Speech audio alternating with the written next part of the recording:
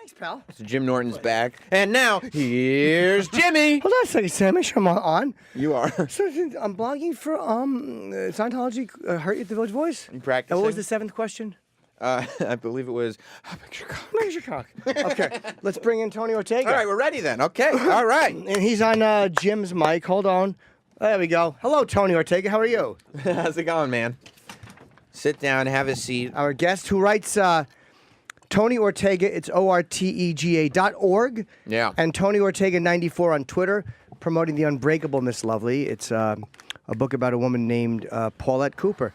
When you were blogging about Scientology, did it hurt you at the Village Voice? Did it hurt me? Yeah. It was the most read thing we had in the company at the time. Oh. Yeah. That's helpful. But I left to do that book. I had met Paulette, and it was I knew it was kind of a rare opportunity. And we spent a couple of years on it together. It came out 2 years ago. It's done real well. Just talking to a couple producers this week about maybe, who knows.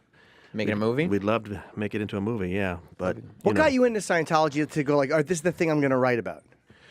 You know, I was a reporter in Phoenix way back in '95, and I just stumbled into a great story. I mean, I had read a letter to the editor in the local daily newspaper that from a guy complaining that his lawsuit had not been covered correctly. So I called him up, looked into it, and sure enough, it was a fantastic story about a guy named Rick Ross, who today is one of the most well-known cult experts. Oh.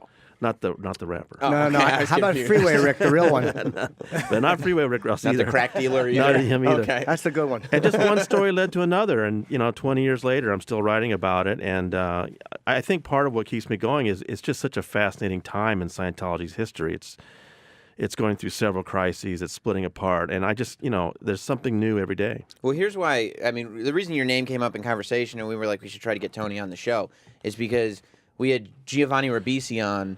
I guess a couple weeks ago at this point, Right. And he's a Scientologist, and we ended up talking a little bit about the perception of Scientology and Leah Remini's series and the whole deal. And he was basically saying that Leah might have spoken to a few people in Scientology, but the vast majority are happy and it's improved their lives, and it's not this and it's not that. And we ended up having a conversation where I'm still a little confused about what makes Scientology, other than that it's new, all that different from any religion. Like, isn't there, if you're going to the extreme side of Catholicism or Christianity, like, aren't there instances of people being excommunicated from those churches and communities pushing them out?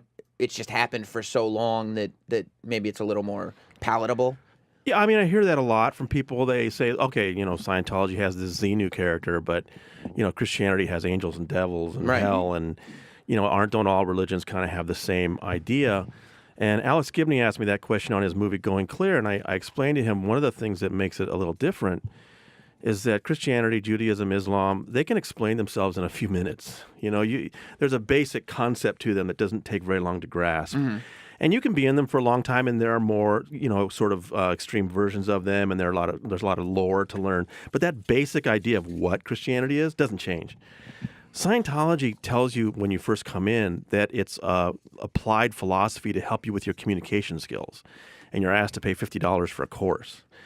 It's not until you've been in for several years and you've paid several $100,000 that they start to level with you about what it's really about, and that you're going to end up paying $1,000 an hour for counseling to remove unseen alien souls that are attached to your body for years.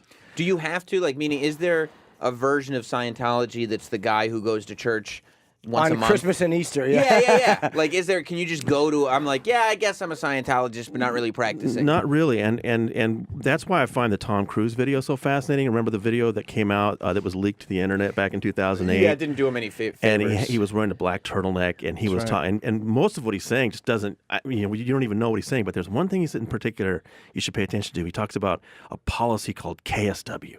That's really something, he says, KSW. What he's talking about is this thing called keeping Scientology working. And it's exactly answers the question you just asked, which is, if you're going to be a Scientologist, you have to be in all the way. And that's what he's talking about in that video. Keeping Scientology working is this policy that every Scientologist has to memorize. I mean, ask any Scientologist and they'll just reel it off the top of their heads.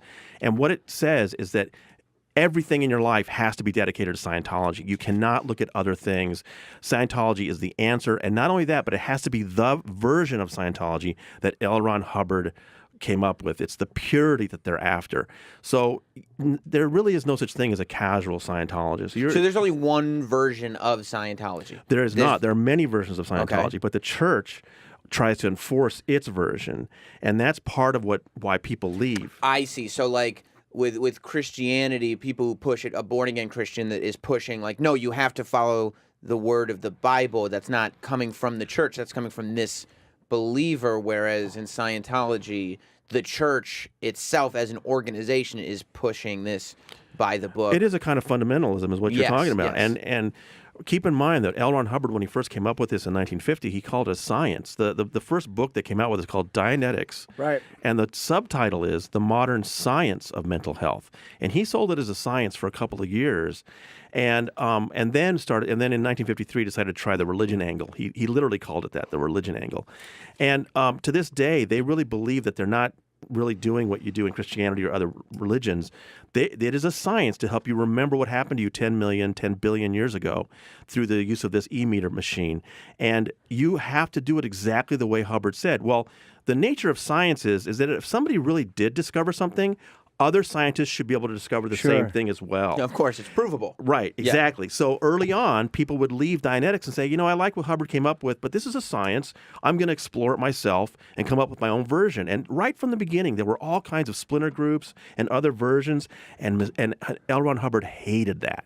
And he really cracked down. Now, the cynic would say it's because he's missing out on that income. Sure. He wants them to do his version only. So to this day, 60 years later, Scientology ruthlessly enforces that idea that you can only get Scientology in one place. Do they? This is the thing with Scientology. Are they? It struck me, and again, I've never been to a church of Scientology. Yeah, right, Hollywood. It struck me. If I thought it would help, believe me, I'd show up. Even they can't help me. It always seemed to me like a haven for people who have sexual secrets. And I know that they get you to confess. And I always thought with certain celebrities, let's just say, or certain public figures, that they get you to confess homosexual things that would be embarrassing to you, and then they have that record of that, and it becomes a safe place. I don't even know if it's blackmail or if it just goes unsaid. I don't know how they do it. But is that part of it? There are no secrets in Scientology. I've heard that so many times from people that were in it, that it doesn't matter who you are. If you're in Scientology, you're going to be put through these, what they call sec checks. They're interrogations. Scientology is a snitching culture. Scientology is an interrogation culture. And not only are you being asked incredibly embarrassing questions about every sex act you've been through in your life, but they're writing it all down. Right. And they're creating this giant file. So one of the things that's very difficult for people when they leave Scientology, and why most of them we never hear from, okay, for every Leah Remini, for every Paul Haggis, there are thousands of people who leave and you never hear from them because they're worried that that material will be used against them. Mm-hmm. And so where is it kept? Oh, they have these massive file. I mean, and it's all on paper. They, to this day, have not computerized. So they have these massive, they call them central files at different facilities around the world. People write them down. It's just, the longer you're in Scientology, the massive pile of files that are kept in you. Now, as far as the celebrities, I will say that I think the blackmail angle's been a little overblown on some of these guys. I mean, John Travolta is in Scientology because he is convinced L. Ron Hubbard is responsible for everything good in his life. Okay. He's not being held in because he's worried. I mean, they all worry about what's going to be said about them when they leave. But I think Travolta's really convinced, and Tom Cruise is really convinced that he and David Miscavige, the leader, are the two most important human beings on the planet. Right. I talked with somebody that worked very closely with him for 15 years, and the way he said it to me, he said, Tony, Tom Cruise worships David Miscavige like a god. He is a true believer. He's not being kept in through blackmail. He's not, so, but they do keep these files on them, no question. So what, not what brought you in, but it seems I don't want to use the word obsessed, but this has kind of become your life. Your blog driven to write about it. Is a daily blog about Scientology. Like it seems to be you've adopted this as your calling. I have always had a great respect for beat reporters. I got to know baseball beat reporters. I got to know government beat reporters. reporters that day in and day out cover one subject so that they know it better than anyone else, and they're there for the big breaking stories. I always admired those people, and at some point I realized I'd like to do that with Scientology. I'm just fascinated by it. There's news coming all over the world. I get tips every day from Australia and Europe and South Africa and South America. I mean, it's just amazing. It's hard for me just to even keep up with it. So, yeah, I mean, if you're a beat reporter, you got to pay attention. You got to work hard, and that's the job I gave myself, and I'm enjoying it. Go ahead. So Paulette, that you wrote the book about, Paulette Cooper. What is her story? She left Scientology like 71, like when there was. She wrote a book? She was never a Scientologist. She was one of the first journalists to write about Scientology. Not the first book, but one of the first. It came out in June 1971. It was called The Scandal of Scientology. It was the harshest book written up to that point about all of these. I mean, the thing about Scientology, it doesn't change. So the things she wrote about then are still pretty much what's happening now. And they really tried to destroy her. The Scientology has a spy wing. That's another thing that's different than other churches. Scientology actually has a spy corps. Back then it was called the Guardian's Office. Today it's called the Office of Special Affairs. And I guess that's another reason why you wouldn't be able to just pop into church. Like they have a register of everybody who's they keep track a Scientologist. If you just buy a book, 20 years later they'll send you a letter asking you, why haven't you come in? You know, they keep records on everybody. And they really set out to destroy her life. They framed her for a felony she had not committed. She was facing 15 years in prison. What was the felony? They wrote bomb threats to themselves on her typewriter, got a fingerprint of hers on one of them, and mailed them to themselves. Can I ask you, in a devil's advocate, how do you know she didn't do it? What's fascinating about her story and what I wrote about was I'm the first journalist ever to talk to her attorneys to find out how she got out of that prosecution. That's in there. But also, several years later, Scientology was the subject of the largest FBI raid in history. It was in July 8, 1977.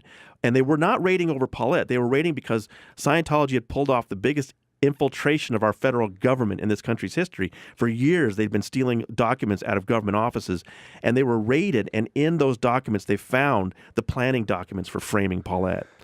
Wow. 11 top Scientologists went to prison, and it's kind of amazing that Scientology survived that. Back then, it was a huge story, front pages of newspapers. Wow. But Scientology is very good at surviving those kind of things. And they've been investigated and denounced by judges and governments, you know, for 50 years, but they still always manage to keep going. They're really resilient that way. And who's the Miscavige is how you say his name? David Miscavige. Miscavige, okay. And how did he become who he is? He seems kind of mysterious. And does he have a wife that no one knows where she is? Right. Or? He was very young when he got into Scientology, and by the time he was about 14 or 15, he was getting close to L. Ron Hubbard. And L. Ron Hubbard, he managed to get within a small circle of near Hubbard when he died. Hubbard died in 1986. And then Miscavige just sort of, muscled his way to the top and pushed other people out of the way and became the total leader of Scientology. And he's been there since 1986. He's still I think he's turning 56 this April. Wow. He married another young Scientologist by the name of Shelley Barnett, and she became a top executive with him. I mean, up until 2005, all the big events, it was Dave and Shelley. Shelley was the one who was auditioning women to be Tom Cruise's girlfriend in 2004. How would she audition them? They actually set up these auditions for actresses to come in and read, and only some of them realized that they weren't reading for a part. They were reading to be the role of Tom Cruise's girlfriend in life. And one of them was selected. Her name was Nazanin Boniadi. She's on Homeland. And there's a wonderful Vanity Fair story by Maureen Orth about this that came out in 2012 about how they then brought her to New York and got her a new wardrobe. And she was Tom Cruise's girlfriend for 3 months or 4 months. And she's talked about it publicly? She has not, but Maureen put that story together talking to the other Scientologists that were around it. And I'm very close to some of the people that are very close to her. There's no question the story is true. And what happened? She was Tom's girlfriend from about November 2004 to January 2005. She'd been groomed for it. She was staying with him in his Colorado house. He had a giant Colorado estate at that time. And the reason why he soured on her, reportedly, from people who were there, was that she had a hard time understanding David Miscavige.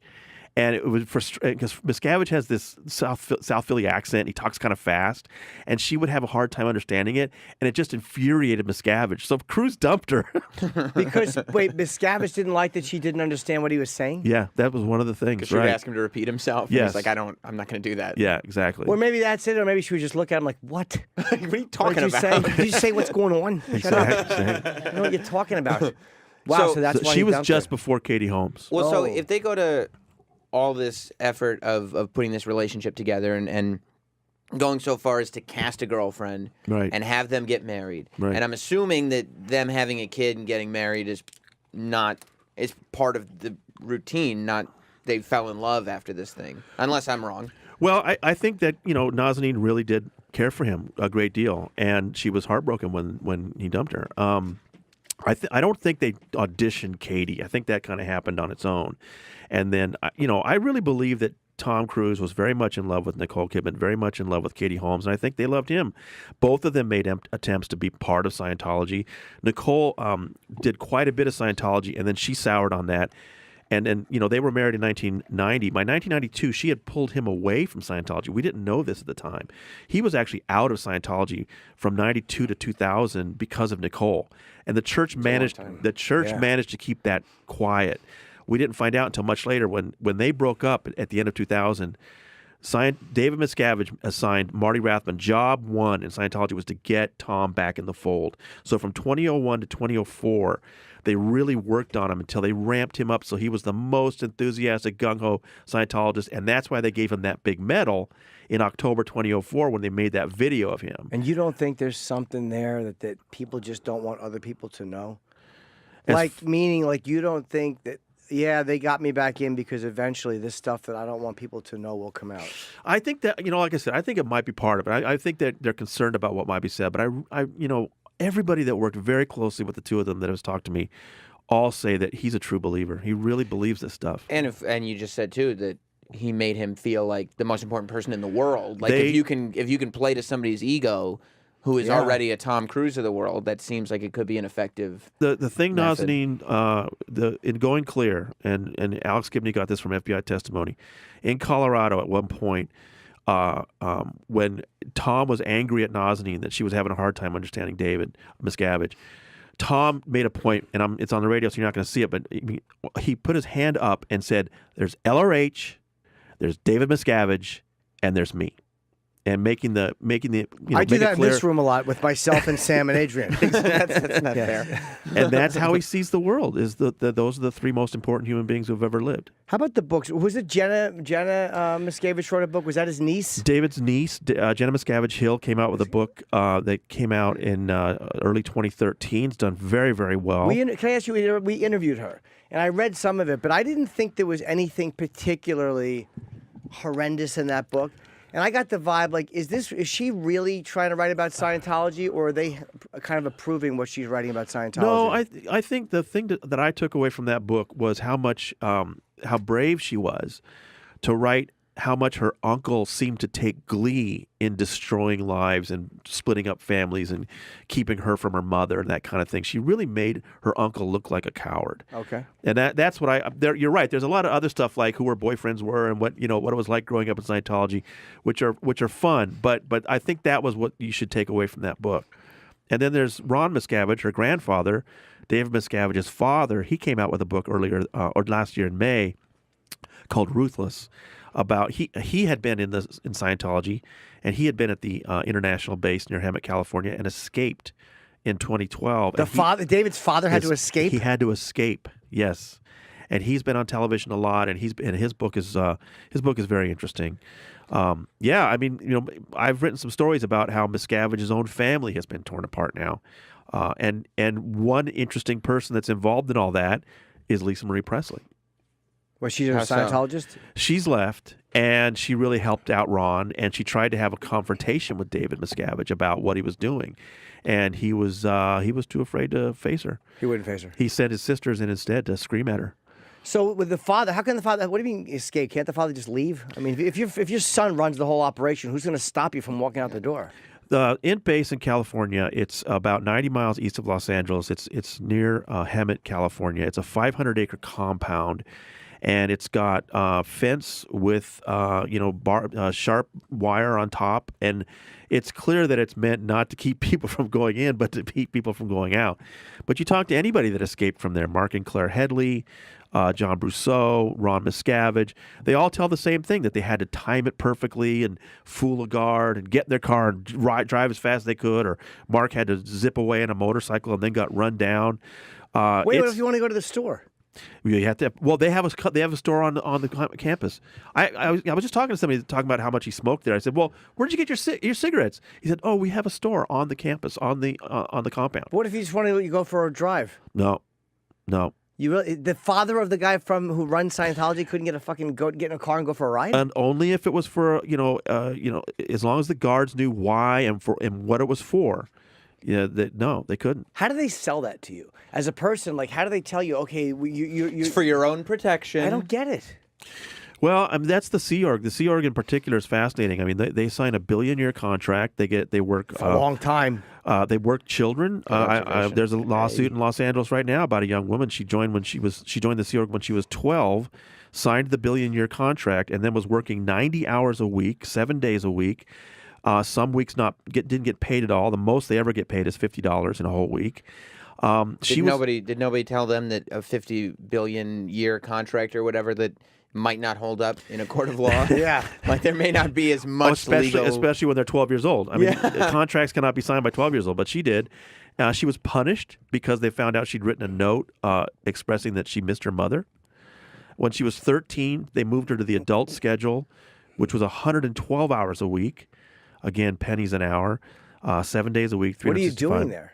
She was doing running. She was mainly, I think it was data acquisition and stuff with the computers, and then she went on for a while. She went on the prison detail, which is called the RPF, and the RPF is just like janitorial stuff. I mean, just menial labor, really, really bad conditions. Oh. And she ultimately drank bleach to try to kill herself to get out of it. Did they get her to the hospital? Yeah. Is there a hospital on the campus? No, they had to take her. Yeah. Wow. What have they done in response to you? I mean, as sort of out of the closet critical of them as you are. They try to make it difficult for me. They've anybody, Do they not like you?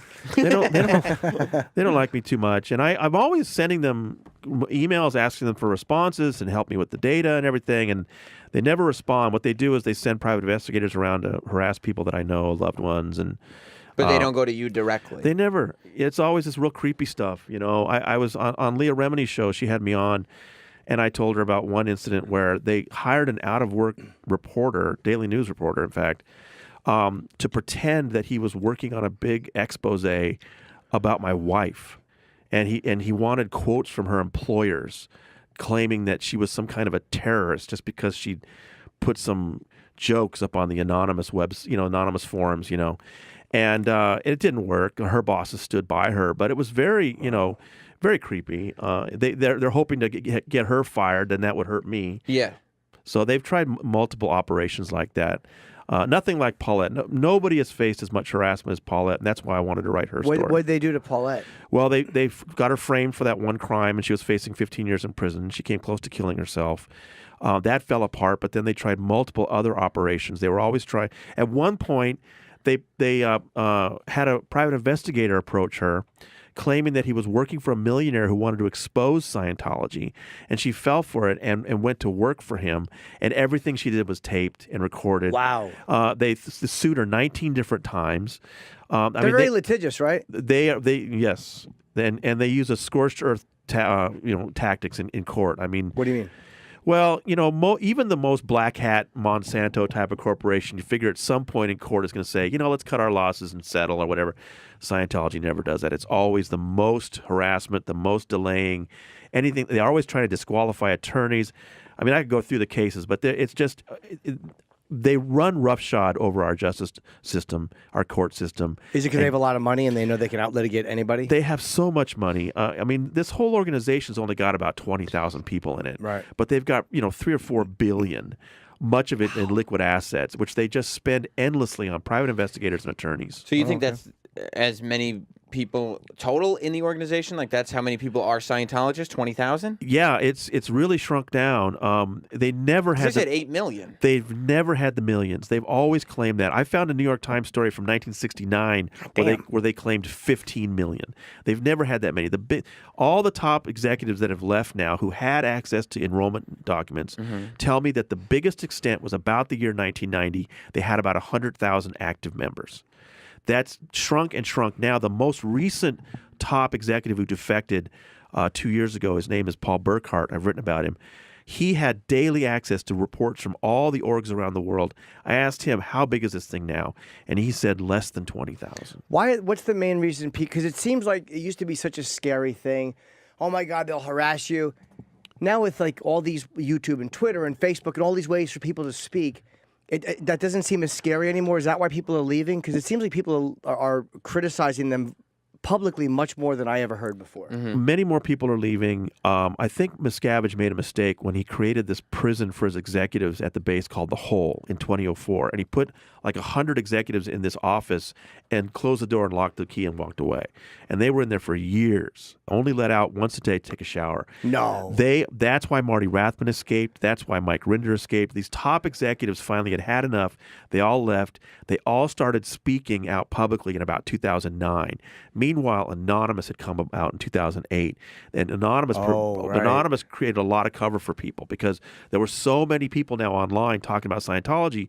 There were just too many targets for Scientology to harass. And they can't fuck. Now Scientology probably is not happy with Anonymous. Oh, no. And I mean, they're probably not pleased with their work. There are so many people now talking about Scientology, writing about it, TV shows. It's hard for Scientology to target so many people. But believe me, they still are targeting people for severe harassment. So what is the whole? They put was it a punishment? Were they working? It's such a bizarre situation. It was 2004. Miscavige just took his top 20 or 30 executives, claimed that they were all betraying him, put them in a room and locked the door and said, you guys need to confess your crimes. And then he kept adding people. And 5 years later, the thing was still going. Finally, he had to change it because the Tampa Bay Times revealed its existence in 2009. And so it's gone now. That building is gone, okay? But they still have that group segregated, and they have to eat in a special place and stay in a certain place. I don't think the conditions are as bad as they were. But are they allowed to just leave the compound? They not only can they not leave the compound, they're segregated from the rest of the people at the compound. They're a special group. It's called The Hole. And like I said, from 2004 to 2009, those 5 years, it was a prison. They were fed slop out of a bucket. They're made all day. They're just made to confess. It's incredible that a prison like that exists in the United States of America. And what did they do? The FBI came very close to raiding the base in the summer of 2010 over that. Why didn't they? It's really kind of complex. If you watch Going Clear, Lawrence Wright and Alex Gibney make the case, it was because this other lawsuit had failed. The Headleys, their lawsuit had failed in court because of this First Amendment protection. I think it's more complicated than that. I've written a long, detailed story about it. You can look up if you look up FBI and Mark Headley on my website, you'll find it. I think it had to do with an FBI agent feeling a pang of conscience about what was going on, and she tried to help out somebody in a lawsuit, and that crossed an ethical line. And Scientology, they have really effective people that can lobby the Justice Department and that kind of thing. They have good attorneys, don't they? They have the best. They have the best attorneys, yeah. What did the guys do that were being held up in the hole? Did they do nothing and David Miscavige just got like paranoid about it? Were they actually betraying him? Were they stealing hats? The Hole or the regular RPF, which is like the regular prison for the people that are there, I always ask them, what did you do? Why were you put in there? Right. And they can't remember. It's so trivial. It's like, I don't know. I just looked at him wrong one day. And no, I mean, Mike Rinder, I mean, you can't really remember what it was that first put him in the hole. And it's quite clear that David Miscavige is that kind of a capricious tyrant that you just answer something the wrong way and you're Well, he got into it young, right? He's 56 and he's been there since 86. He's 20 when he kind of takes over or whatever, right? So you're young. You never, you're thinking like a 20-year-old when you. Yeah. He's a high school dropout who, first got into Dianetics at 12. Well, I'd say we're both successful, powerful men. There you go. Well, you're not all those things. I am so.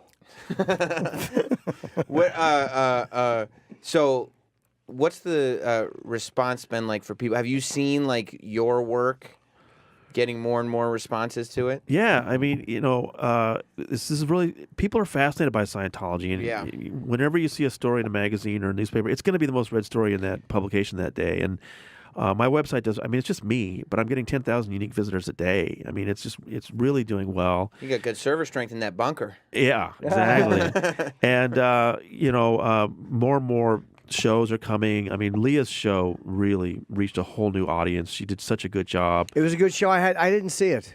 Yeah, it's a really good show. Okay. I mean, some of the stories have been told before, but there's something about Leah talking to these people and finding out what they went through that made it very powerful. People really connected with her. Where is his wife, by the way? Sorry, Sam. No, where's Miscavige? Oh, we didn't Miscavige's get wife? okay. Yeah. So David Miscavige and Shelley, they ran Scientology together, and then in the summer of 2005, I have several eyewitnesses that were there at the base. He had gone away for a few months, and she took care of some things that had never gotten taken care of because he just would never do them. One of which was there was this list of jobs that needed filling, and so she filled them. The other thing was that they want to renovate a building, so they needed to move his stuff out. So they carefully crated his stuff out. He comes back. The org board, it's called, has been filled in with jobs. His stuff is in crates, and he just went ballistic. He went nuts, and I've got witnesses to this. A week later, she vanished. And I know where she's been. The int base that I've been talking about that has the hole near Hemet is this 500-acre big compound that's secretive, but we have a pretty good idea of who's there and who's coming and going. But Scientology has an even more secret base up in the mountains above Los Angeles near a place called Lake Arrowhead. And that's called CST, which stands for Church of Spiritual Technology. Super secret organization. Most Scientologists don't even know about it. I've rarely met a Scientology executive that knew anything about these places. This base has only maybe 12 or 15 people. She's been there for 11 years. Wait, so what do you do at that base? Well, CST has the most bizarre mission. This was created back in the early 80s when Hubbard was still alive. This separate unit of Scientology, that's the headquarter base. And then there's one in New Mexico, a couple more in California. Wow. They dig vaults to store Hubbard's words to last millennia. Can't they just put a hard drive somewhere? Well, you would think, because you can. Well, when they first started this thing, yeah, exactly. What they do, they're etching his words on stainless steel plates, storing them in titanium containers, and then putting them in these bomb-proof vaults. And they talk about they want this to last thousands of years. Wait, why would they do that instead of just getting a machine that does it? You don't have to hand sketch shit. Just get a fucking machine to do it. Well, remember, Hubbard. Are they going to bring it to a trophy store? They'll be like, "What's up with this?" No, guys? you build a trophy store.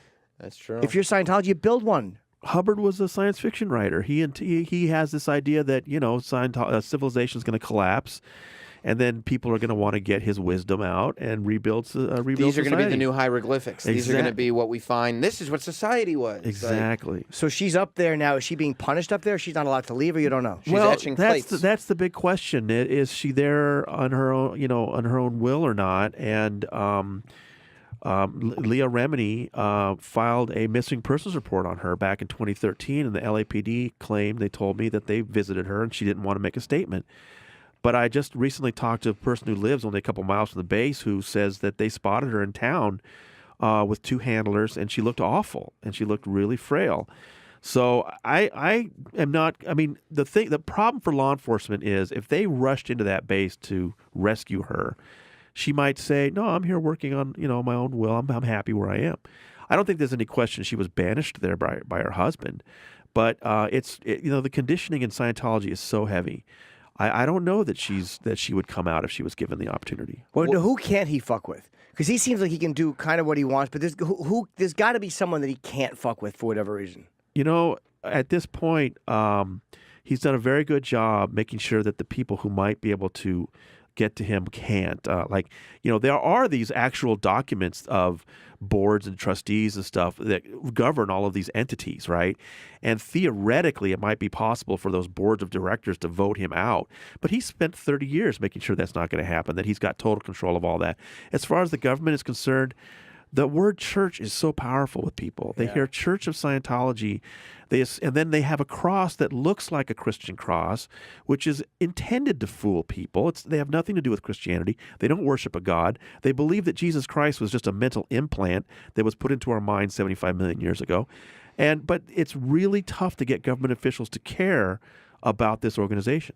So what is the end game of Scientology? Like, are they power hungry? Is it the money that is coming from people? Because I can't imagine that it's just they're evil and they just want to be able to destroy families for the sake of it. Well, what's interesting is that I'm not sure they know what their end game is, because they still call L. Ron Hubbard source. They still believe that everything he wrote is this genius technology.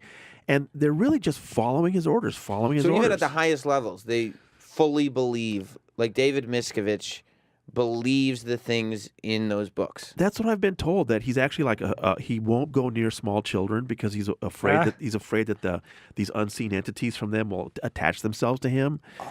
I mean, he's a true believer. But Is that almost like an OCD or a germophobia in a weird way? it could be, yeah.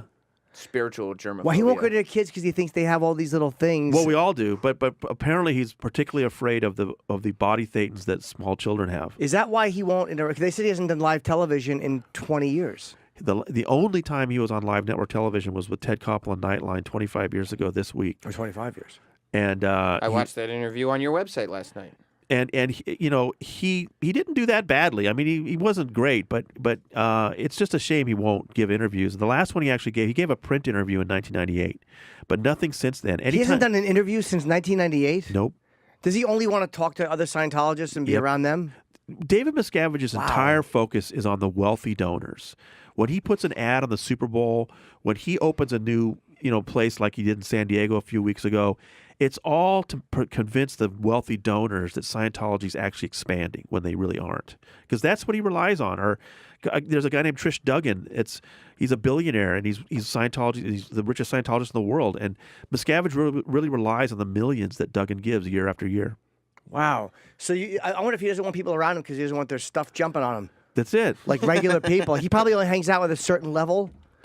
Yeah. Well, very few Scientologists actually get to meet him. You are made to believe they let you know you're very special if you get to meet him at all. So where does he live? On the base, near Hemet, and then he's got an apartment. He's got an interesting apartment. There's right on Hollywood Boulevard, right by Grauman's Chinese. They have a building called Author Services, which is Hubbard's literary agent, where they put out all of his fiction. And right behind it, connected to it, there's an apartment, kind of a hidden apartment where he lives when he's in L.A. He's also got an apartment in Florida. Is it a nice apartment, the one in L.A.? It's supposed to be fantastic. Okay. I mean, the guy lives lavishly. There's been various exposés about, how much money he spends on just his shoes, his custom-made shoes from England and stuff like that. Well, yeah, I understand that. He wants to look good. You're running a religion. I would too. And they have a gourmet kitchen always ready to pump out multiple meals a day anytime he wants to have a bite. Just, the guy lives a very lavish lifestyle. But I want to hang out. I want him to like me and bring me in, introduce me to some girls. You think he can get you laid? He probably could, right? Scientology, yeah, sure. Scientology. Yeah, what's their view of sexuality? I mean, back in the 70s, that was kind of what Scientology was known for. Was it was an alternative lifestyle, but no drugs. No, it was right. like it was kind of like, okay, you've done the drugs thing, now come hang out with us. And it was known for you're going to get a date. I mean, they had amazing parties, but I think it's a lot less like that now. I think it's a much more grim sort of environment today. There's a question coming in about the taxes. We'll go to. I don't know what to ask here. This guy has a. This is Alex in Texas. Alex! Hello, Alex. Do you have your headphones on, Tony? Hello? Hey, Tony. Yeah. You on it? All right. Hey, so I was told, multiple things about taxes. Basically, that L. Ron Hubbard was doing fictional books when he first started, and then he transferred over to science, which you were speaking of. And then he decided to do a religion so he could actually get more tax or more income to the church. And then with that, and I know this is a separate question, but then I heard there was sex parties and different things like that were involved, and government officials in the U.S. government were involved in those. Is that true? I'll hang up and let Tony answer, okay? All right, brother. Thank you, Alex. Well, there's always a lot of question about what happened with the tax-exempt status. He's right. Hubbard started as a science, and then in 1953 he said, let's try the religion angle, and they started creating Church of Scientology corporations. And they applied for a tax-exempt status and got it, but then they lost it in 1967 because the courts decided that too much money was going to Hubbard personally, and you can't do that in a church. So they lost tax-exempt status in 1967, but he refused to pay. So each year they would get a bigger and bigger tax debt, all the way into he died in 86, late 80s. Marty Rathman has said they were facing $1 billion back tax bill at this point. This is 20 years, right? It's $1 a year for the contract. And they didn't have it. He said, they didn't have that kind of money. They either got tax exempt status or died, right? And so they spent years harassing the IRS and harassing. And Didn't they sue them personally? They sued them. They had 2,400 lawsuits going. Wow. They harassed IRS individuals personally.